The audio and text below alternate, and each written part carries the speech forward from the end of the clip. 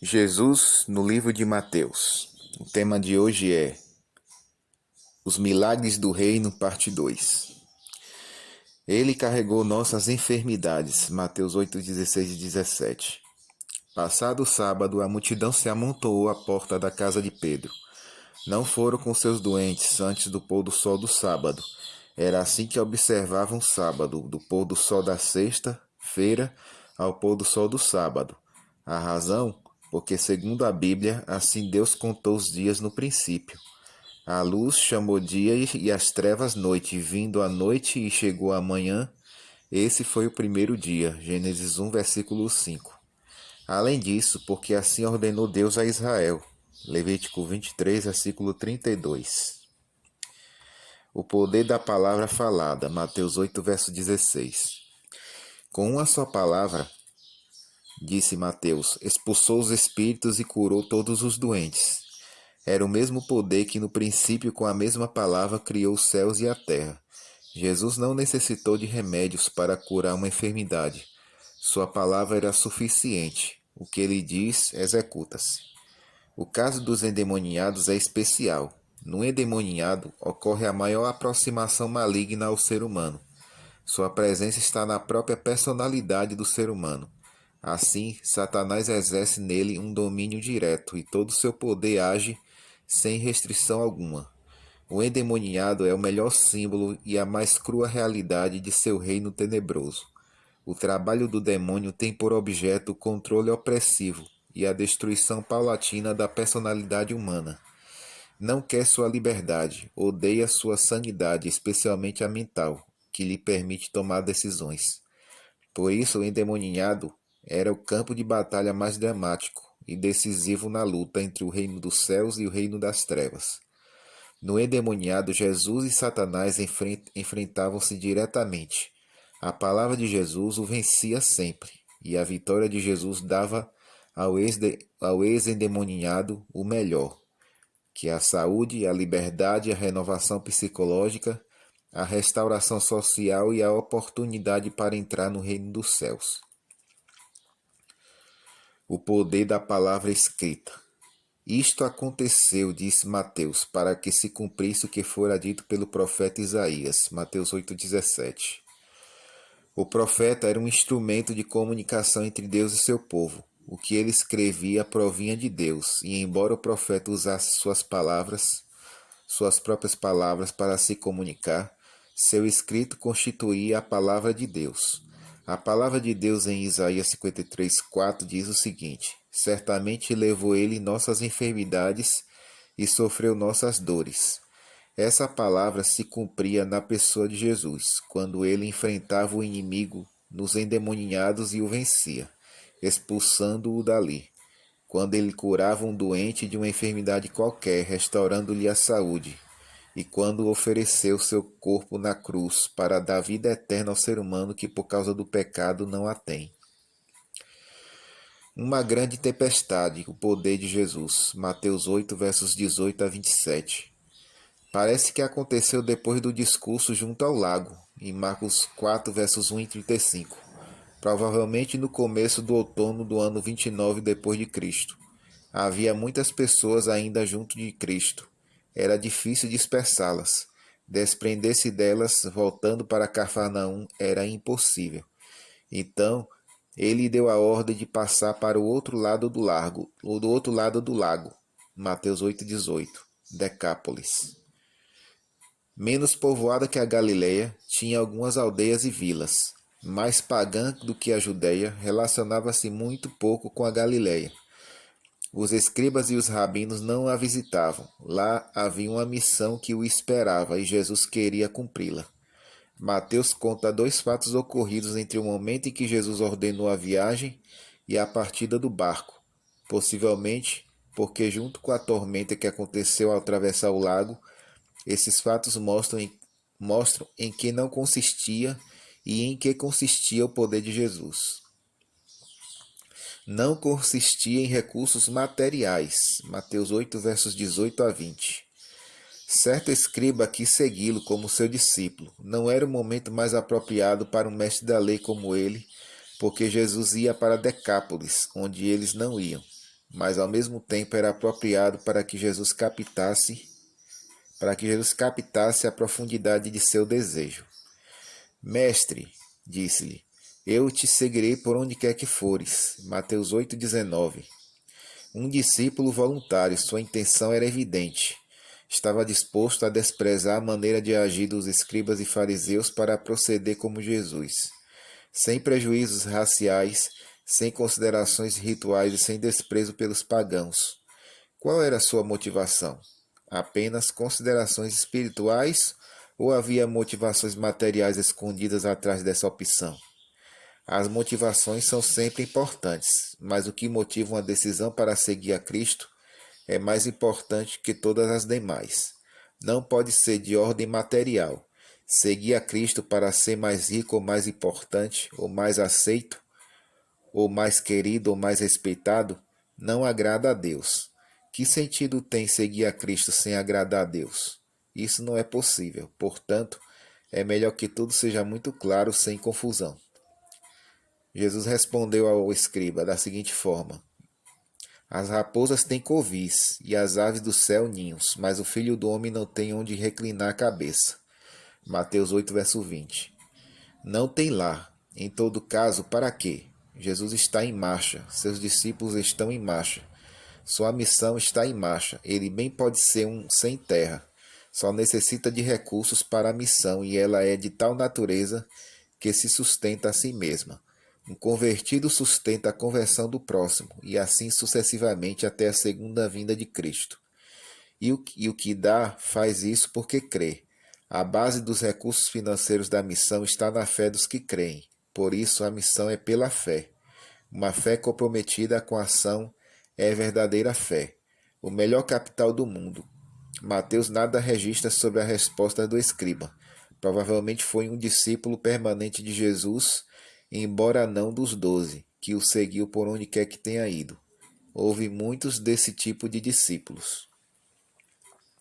Não consistia em aprovação social. Mateus 8, versos 21 e 22. Outro discípulo a quem Jesus tinha chamado, diferente do anterior, que era um voluntário, desculpou-se dizendo: Senhor, permite-me ir primeiro sepultar o meu pai. Queria estar conforme a lei judaica que requeria a presença dos filhos no funeral dos pais. Queria estar em harmonia com a comunidade que o considerava aceitável e correto. Queria manter o prestígio que tinha perante a família e suas relações. Não está claro se o pai estava doente, já morrendo, possivelmente morto, ou se apenas estava velho e ele queria postergar sua entrega total à missão de Cristo até que o pai morresse. O que está claro é a sua falta de entrega, seu excessivo respeito à aprovação social como se fosse um valor indispensável para o cumprimento da missão de Cristo. Por isso, tinha que postergar sua entrega, até quando pudesse contar com a aprovação da sociedade e dos seus. Não dependemos disso. A missão que cumprimos não despreza essas pessoas, mas abrange muito mais. Tem que ver com o mundo inteiro. Segue-me, replicou Jesus. Deixa os mortos sepultar os seus próprios mortos. Os mortos espirituais podem dedicar-se aos mortos. Os mortos espirituais podem pensar que para viver necessitam de aprovação social. Os mortos espirituais podem trabalhar para a sociedade dos mortos e se ocupar dos mortos físicos que precisam ser enterrados. Os mortos espirituais podem se dedicar ao negócio dos mortos. Nós não. O negócio da vida é superior. Objetivamos que todos se salvem da morte, e isso é muito superior ao enterro de um morto. Não dependemos da aprovação social, dependemos da aprovação de Deus. Não estamos sob a lei do que dirão. Nossa lei é a fé. Trabalhamos só para Deus e pela salvação das pessoas. Consistia na fé. Mateus 8, versos 23 a 27. Entrando ele no barco, seus discípulos o seguiram. Mateus informa. Começa assim, a travessia do lago. Eles têm que navegar uns 12 quilômetros. Já é tarde e logo a noite chegará. Não terão oportunidade de ver a formosa safira azul nas quietas águas nos dias ensolarados. Só o mistério da noite escura e o vento. A fúria do vento soprando pelos desfiladeiros das montanhas ao leste do lago, cresceu rapidamente. Chegou a tormenta, uma tormenta forte que levantava grandes ondas que alagavam o barco. Os discípulos, experimentados pescadores, tinham enfrentado muitas tormentas, igualmente avassaladoras, nesse lago que nem sempre era inquieto. A princípio pensaram que fariam o mesmo, como sempre tinham feito. Levariam o barco com segurança ao porto, mas essa tormenta parecia diferente. Empregaram suas energias até o ponto do esgotamento, e então lembraram-se de Jesus. Com ansiedade o buscaram. A morte estava diante deles e eles nada podiam fazer para evitá-la. E Jesus dormia. Senhor, gritaram, nos salve, que perecemos. Mateus 8, verso 25. Sem pressa e com a segurança de quem sabe o que faz, disse-lhes: Homens de pouca fé, por que têm tanto medo? A resposta à sua pergunta estava em sua própria repreensão. Porque não criam. Confiaram no aguçado treinamento, na larga experiência, na experimentada habilidade, em tudo o que sabiam sobre o mar e as tormentas. Nada disso valia. O que valia era a fé. Por que os seres humanos confiam mais no que podem fazer do que no que Deus pode fazer? Por que não crer no começo das dificuldades em vez de só...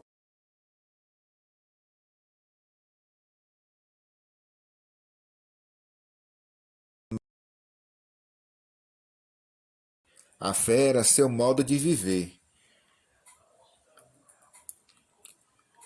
e sua vida um modo constante de crer.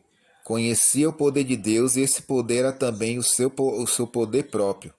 Tudo era fácil, tão sublimemente fácil, que durante a tormenta dormia. E quando despertou, a sua ordem a tormenta se foi. Tudo ficou completamente tranquilo. Disse Mateus. Não tinha onde reclinar a cabeça, não contava com a plena aprovação social de Israel, mas tinha todo o poder de Deus a seu dispor, a ponto de ser obedecido pelos ventos e as ondas por toda a natureza. Dispunha desse poder pela fé, e pela fé, todo o poder necessário para a missão está ao nosso alcance. Jesus estava fazendo essa viagem para cumprir uma missão especial, e já estava para chegar ao lugar onde devia executá-la. Os endemoniados de Gadara, Mateus 8, verso 28 a 34.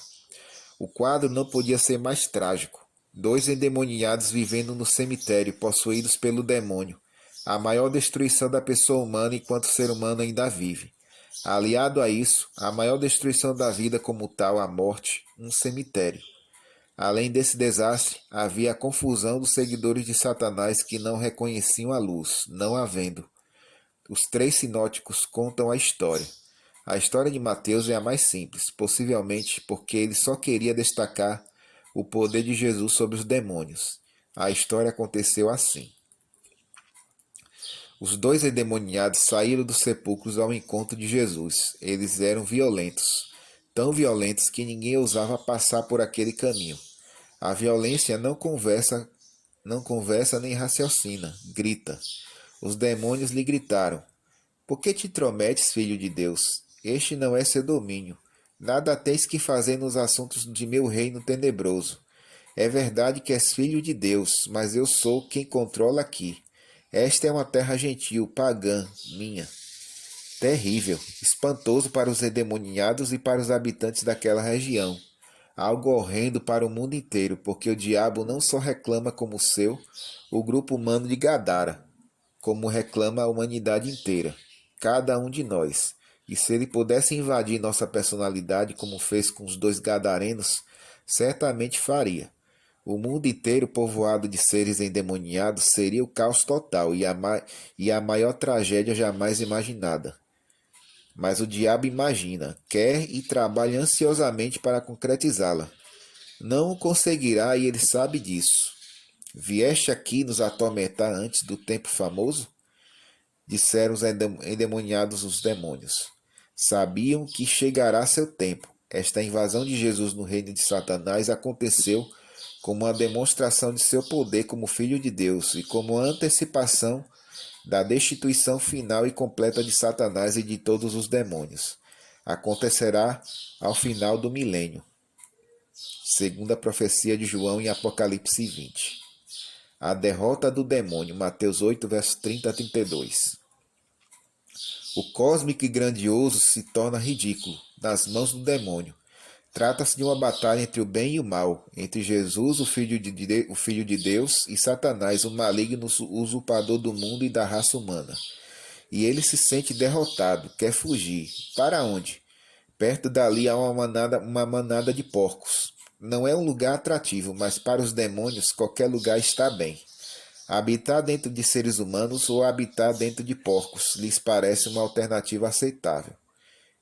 Se nos expulsar, dizem os demônios, mande-nos a manada de porcos. É uma oração demoníaca? Tais orações não existem. O demônio nunca pede ajuda a Deus. Não é um rogo, é o reconhecimento de sua derrota. Quem tem todos os poderes chegou, e até o demônio o reconhece. Vão, disse-lhe Jesus. E os demônios entraram nos porcos que, agora enlouquecidos, procuravam desesperados sua própria destruição. Lançaram-se pelo despenhadeiro em direção ao lago, como que sabendo que nem eles poderão viver, já que os demônios estão dentro deles. A derrota do maligno é total. A confusão dos pagãos. Mateus 8, versos 33 e 34. Mas a obra do reino requer tempo. O reino dos céus pode invadir o reino das trevas, mas não pode, como faz o diabo, invadir a mente dos seres humanos. Vai a ela pela persuasão e pela misericórdia. Isso requer tempo. Os pagãos não estavam preparados para receber Jesus. Estavam confusos. O valor dos porcos para eles era maior que o valor dos dois homens endemoninhados. Perder os porcos era-lhes maior perda que o ganho de dois seres humanos. O material valia mais que o espiritual. Que confusão! O que vale menos é mais desejado que o que vale mais. Os que cuidavam dos porcos levaram o relatório da tragédia e não o relatório da salvação dos endemoninhados. Não eram portadores do evangelho, eram mensageiros fatalistas da destruição. E todos os habitantes do lugar rogaram a Jesus que se afastasse da região. Marcos, ao contar o episódio, diz que Jesus comissionou os ex-endemoniados a fazerem a obra de persuasão necessária para salvá-los. Como? Contando a história testemunhal do que Jesus lhes tinha feito e como tinham tido misericórdia deles. Eles contaram sua própria história por toda a Decápolis e todos se maravilharam. Marcos 5, de 18 a 20. Assim, os endemoniados preparavam seus conterrâneos para a visita seguinte de Jesus a Decápolis, quando grandes eventos aconteceram e a aceitação de Jesus foi geral. Mateus 15, versos 29 a 39. Mas isso veremos no seu devido tempo. Agora temos que prestar atenção ao que aconteceu no retorno de Jesus a Cafarnaum. Então Deus abençoe a cada um de nós. Tenha um ótimo dia.